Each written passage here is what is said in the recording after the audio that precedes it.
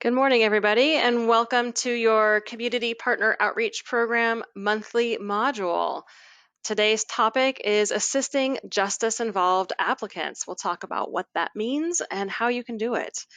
We are recording today's session and it will be posted on GroupSite. We'll take some questions along the way if needed, and we will address more questions at the end. We have 30 minutes to cover the topic if needed. So thank you, everybody, for being here. All right, so today we're going to talk about what is a justice-involved applicant and the way that we define it. We're going to talk about justice-involved assisters and non-justice involved assisters so that you can figure out where you land in that.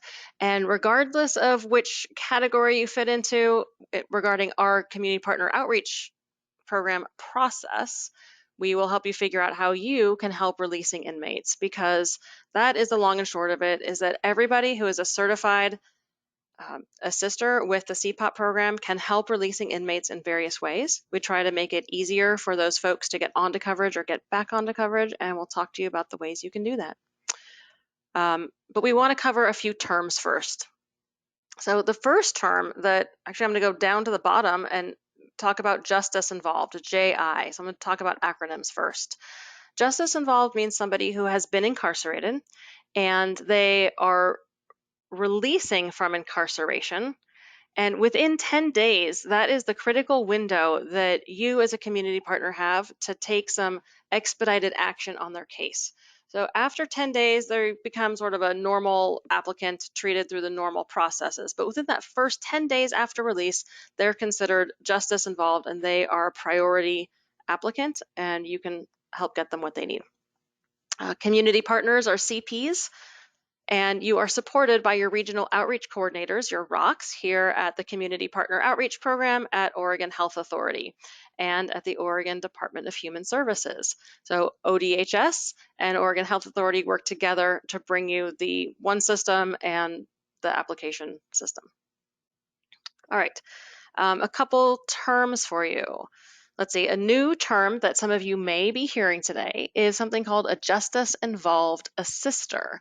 And we will talk about what that means, but it is a designation that ODHS and CPOP, that the agency, can designate somebody, an assister, as a specific justice-involved assister if you meet certain criteria, and that will give you access to special tools to help that population releasing from incarceration. A 7210 form is the full paper or PDF application for medical benefits. So if we say 7210, what we really mean is the full paper application. There's also something that's specifically for justice-involved assisters, as we will talk about, that is called the 7100 form. It's a one-page form that certain JI assisters can use to notify the agency that somebody is releasing from incarceration or they're going into the hospital and we need to turn their benefits back on if they were closed before. And we'll talk about that a little bit more. But it's that one-page form to turn on suspended benefits. And suspended benefits means that OHP benefits were closed during a period of incarceration because, as a reminder, somebody who is incarcerated cannot be eligible during incarceration for OHP. So if they had OHP beforehand, it gets suspended while they are incarcerated, and during that time they will have suspended benefits. All right, Liliana, anything else you want to chime in about before we move on? No, All right. I think we're good. Okay, so to reiterate what I was saying a little bit, justice involved means that somebody is either currently incarcerated, which is oftentimes you might be helping somebody who is currently incarcerated and you can't help them apply yet, but you can queue up their application to submit upon release. And then within 10 days of release, they are still considered that justice involved applicant and get priority processing in some cases. So somebody who is incarcerated means that they're confined involuntarily in a prison, jail, or other detention facility, or in a program such as work release, requiring return to the incarceration facility at night. So if you're wondering if your individual is incarcerated, that you're helping, and if they might be subject to some of these provisions, then that's the definition. And something else I've heard people say is if they're free to go down to McDonald's and get a hamburger when they want, then they're not incarcerated. But if they are not free to make that decision on their own terms, then that's probably an indication they may be incarcerated. Um, and an important context here is that incarcerated individuals are not eligible for public medical. They can submit their medical applications starting the day of release. And as many of you may know, that presents some challenges. So, what we're here today to outline is some ways to help with those challenges. All right. The first thing that we wanted to talk about here is justice involved assisters and non justice involved assisters. And then we're going to talk about what it means to how you become designated as a JI assister and what that process looks like if you feel like that is appropriate for your operations. But the core of it here is that both kinds of assisters can help released inmates apply using paper applications or the applicant portal. And as I hope most of you know at this point, if you use the applicant portal, especially right now, you can often get instant eligibility and same day coverage. Right, so that's the quickest path to benefits for most folks. And both kinds of assisters can also reinstate suspended benefits within 10 days of release. Now, how you do that differs, but we wanted to outline the fact here that both kinds of assisters can help in all the same ways, just with different pathways. So a justice-involved assister does have extra permissions. They can use a special email team, the corrections.5503 email team, to submit that 7100 form, which is to unsuspend suspended benefits or to restore suspended benefits. They can submit a 7210 paper or PDF application directly to that email. They can make other inquiries on behalf of recently released individuals released within the past 10 days.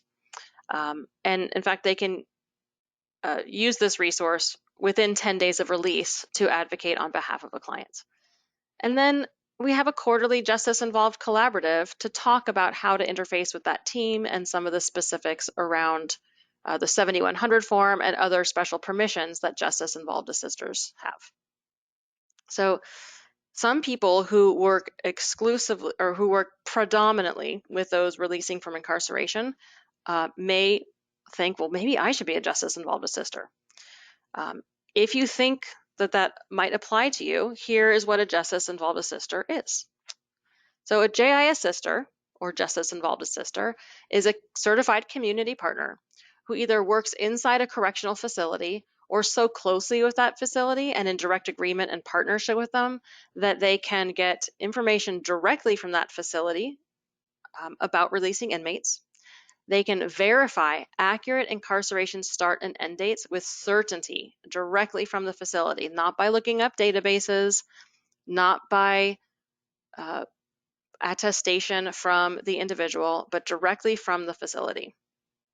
And they will be informed by the jail if somebody will be releasing at a different time than planned, especially for early releases. So really, it's somebody who's working in tandem with and very closely with the correctional facility. Now, the reason let me just look at my next slide. All right, I'll continue with this. So a common question is, does a justice-involved assister need to be located at the jail? Not necessarily. There are plenty of justice-involved assisters who work at the health department or work with a mental health agency that receive people from the jail or from prison and work very closely with the jail in order to coordinate regarding those applicants. That might be somebody who might want to think about becoming a justice-involved assister. But you don't need to be located at the jail. So if you are not a JI assister, but you think you should be, you can look at the guide, which is called What is a JI Assister? And you can get that from your regional outreach coordinator. So if you think you should be a JI Assister, I would encourage you to reach out to your ROC and say, hi, I attended the monthly module about how to assist individuals releasing from jail. And I think that I do this enough and I have a close enough relationship with the jail that I maybe should get access to this corrections email team and this one-page form to unsuspend benefits. Um, but if that's not you for any reason, that's not a problem. There are plenty of ways that you can help, and we're about to outline those. And before we do that, I want to ask Liliana if there are any questions we should answer before we move on. There's not necessarily well, there's a question, but there's a comment. I was recently told by the state that 10 days is just a guideline, as a fair number of individuals do not know they lost their OHP. Thank you. That's actually on this slide. There is a nod to that. So thank you for asking. That's a great transition. I'll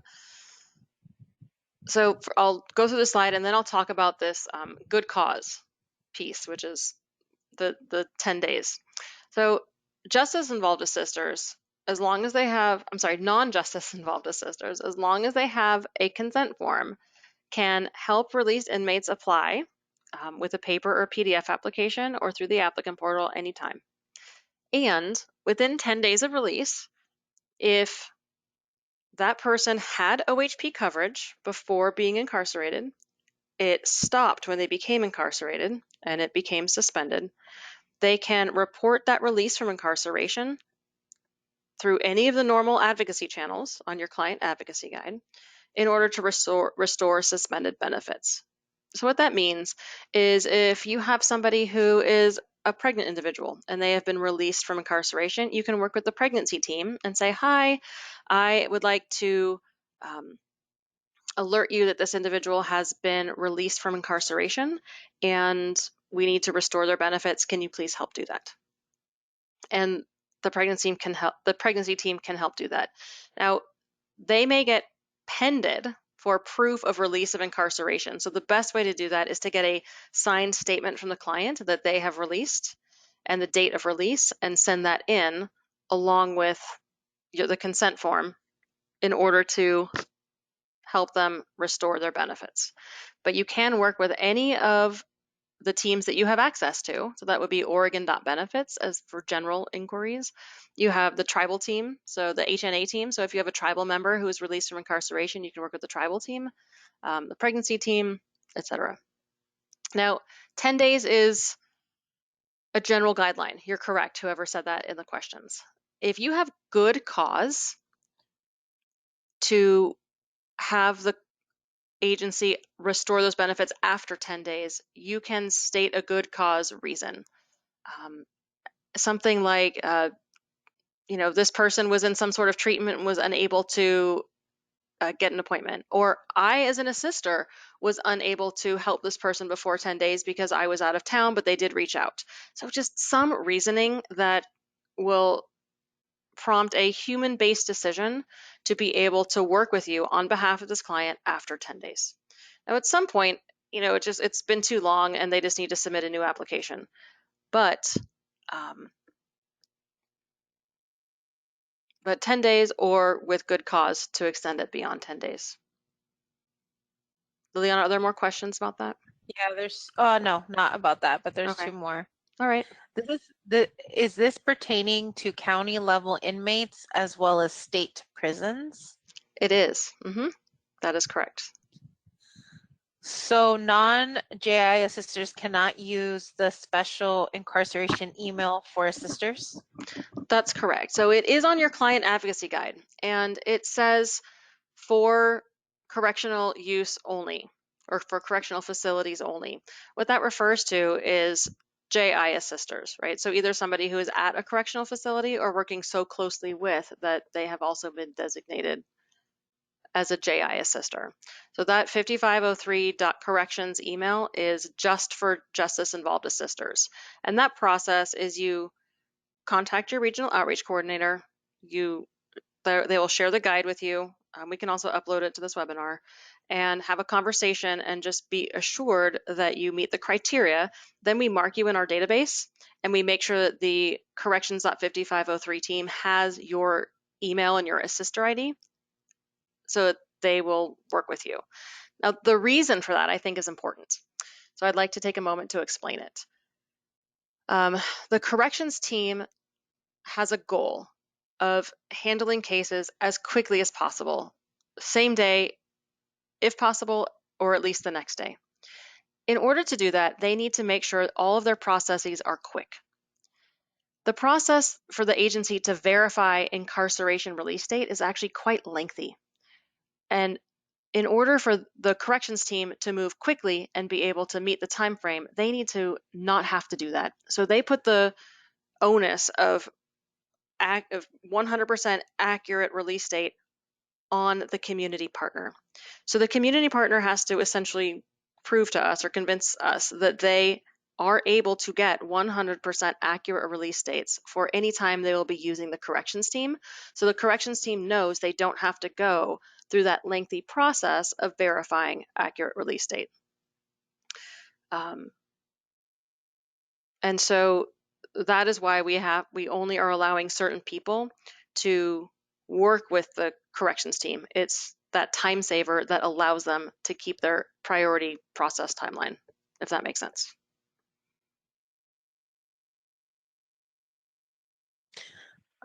Yes. So we have two more questions. Mhm. What is the difference between turning benefits back on versus reapplying after the 10 days? Thank you for asking that. So if somebody had benefits before incarceration and they become incarcerated and their benefits turn off, um, you could, when they release, submit a full new application and that will turn their benefits on. But that's a lot of work for you. It's more work for the applicant or the client, and it's more work for the agency. The good news is that if they had benefits before incarceration and they were simply suspended, they can be turned back on with a one-page form as long as it hasn't been too long, so about 10 days. And that one-page form is the 7100 form, but that only gets used through the corrections team.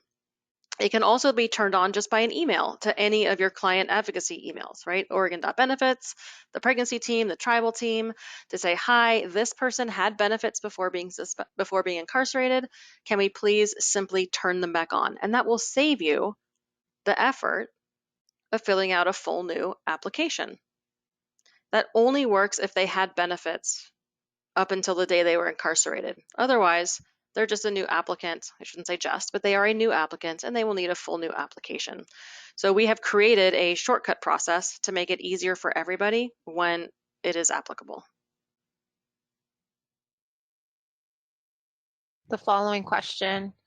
OHP application, the OHP application that says, has this person been released from jail if they were detained by ICE? Does that count?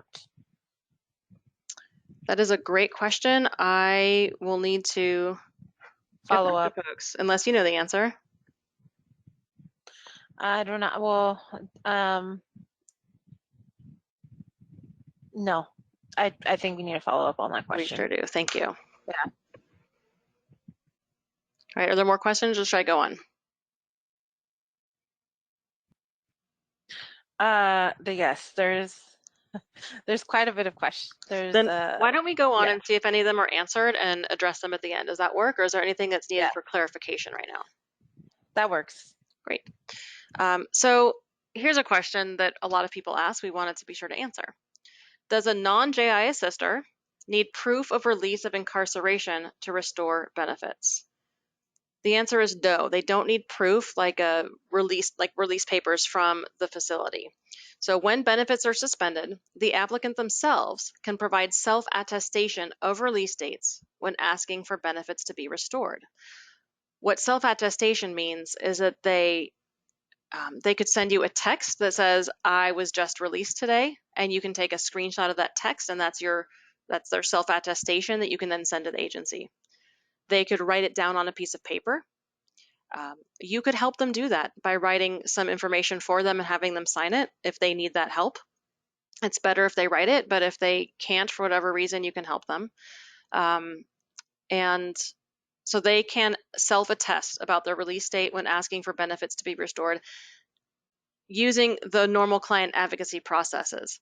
If it is through the corrections team, it must be verified through the jail directly. And you, as a community partner, are promising that you have done that work to verify accurate release date directly with the jail. That's part of what being a JI assister is. But if you're a non-JI assister, you don't need that extra step. The client can just provide self-attestation, and then the agency will do their own verification process. Um, so if you want to restore benefits within 10 days of release, you can submit a consent form, and then you can call the CP line to request restoration of benefits, or you can email one of the client advocacy teams. But again, after approximately 10 days without good cause, a full application will be needed. Something to note is that, and it's a little asterisk down here, if the attested release date doesn't match the state records, the case may be pended for proof of release of incarceration.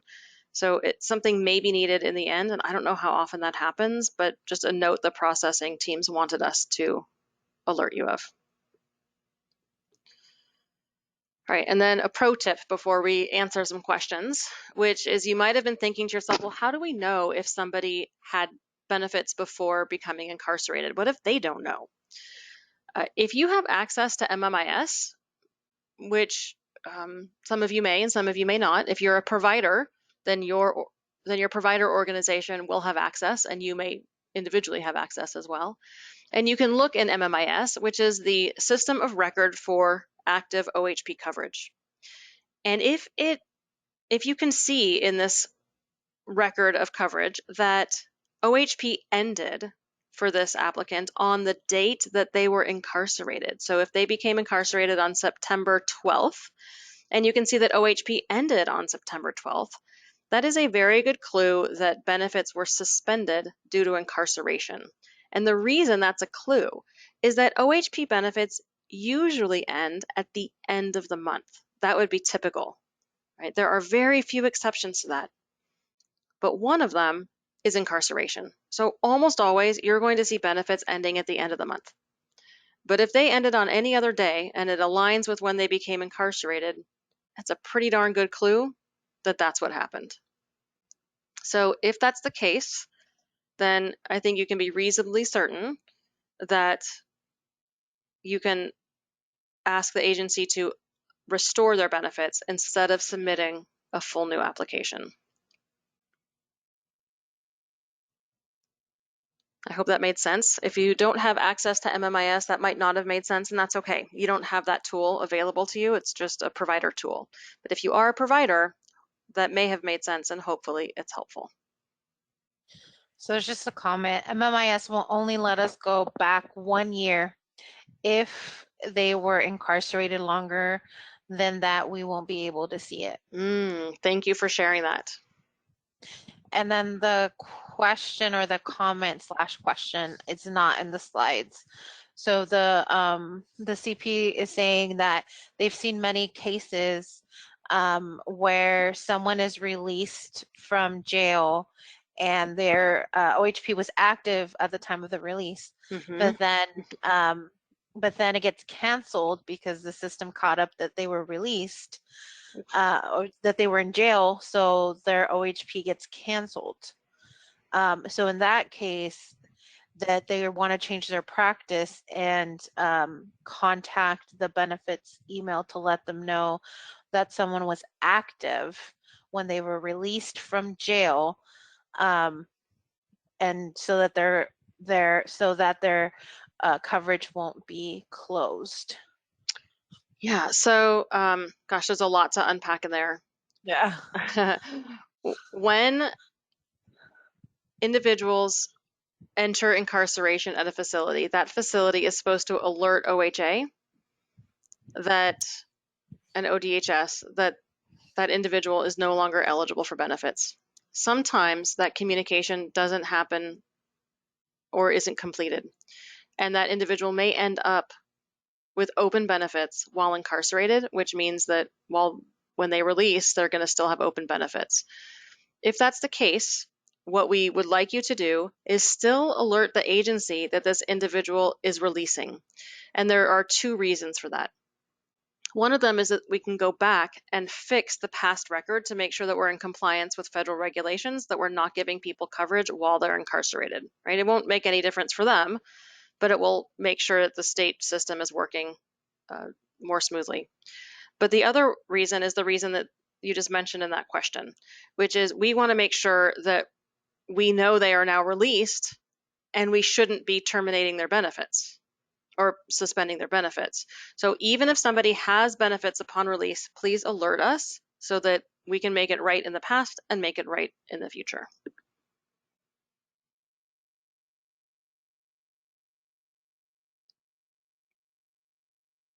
I hope I got all the elements of that, but there may have been more. So Liliana, you can help me Yeah, out. no, I think you got it. There's just a comment about MMIS. You can see past a year if you can see past a year. It's just the DOS dates entered cannot be longer than a year. MMIS will let you search 13 months at a time, so you just need to the end from the date and the Mm, earlier year. gotcha. Thank you for sharing that. Any other questions? Nope. Great. Well, in that case,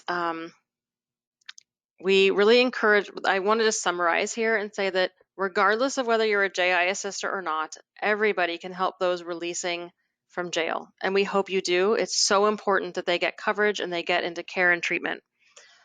If you are working with this population a lot and you have a close relationship with the jail or you want to develop one, we really encourage you to reach out to your regional outreach coordinator and discuss whether becoming a justice involved assister is right for you.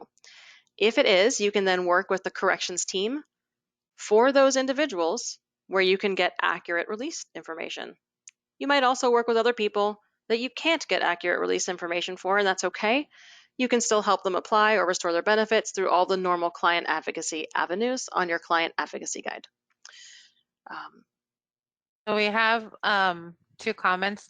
Jessica, if you could type in your email and contact information, because Jessica Diaz, our provider coordinator for CPOP, is saying that if people need help with questions about MMIS, to contact her, and I will make sure it gets to the chat box. and I can send out a follow-up email and also copy Jessica on that so any providers can reach out. Yeah, and then this is just a clarification. I see in the slides that it is recommended that non-JIS sisters to call the CP line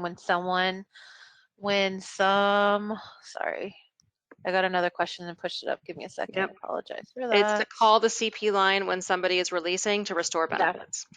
Yes, as urgent. So if it's an urgent case. You can call whether it's urgent or not. If you email you and it is urgent, you should definitely put urgent in the subject line. And the fastest way, the reason we said to call the CP line is because that is the fastest way to restore benefits because the email can get backlogged. But you can use email as well. And if it is medically urgent, you can indicate in the subject line. This is our question that we get every single time. Thank you so much for asking it. I work in residential treatment, SUD treatment, and coordinating medical transportation for clients who are incarcerated is difficult. Most medical transportation requires insurance to be turned on prior to scheduling a ride. We always try to do door-to-door transportation. That is a current challenge that we're quite aware of. We will let you know that the open card non-emergency medical transport providers, they do have a rule that you need to schedule that ride 48 hours in advance. However, there is also a good faith clause that they are supposed to try to accommodate uh, immediate and emergent situations, such as somebody releasing from jail who just got benefits. So I would I would suggest that you can call them and remind them that they're supposed to try their best to schedule a same day appointment if possible. It's the good faith clause. Um, and I don't, Liliana, do you want to say anything else about our long term attempts to No, support all that? I can say is that Jessica, Diana, and I have been working very hard on hopefully trying to figure out how we can best support our CPs when facing these challenges when it comes to transportation. And thank you so much for bringing it up to us. It's not lost. We know that we need to support you all on this. But I can send out a reminder about what they're supposed to do there in good faith Mhm. when requested, and we will send out a follow-up email with some of this information, with the slides, with Jessica's contact information, with the Justice Involved Assister guidelines, and with a little bit of transportation dialogue for you. So thank you everybody for attending. And this webinar will also be delivered this afternoon in Spanish by Liliana at 1:00 p.m. and that will also be recorded. So feel free to attend that as well or share it with your colleagues. Thank you so much. Have a great afternoon.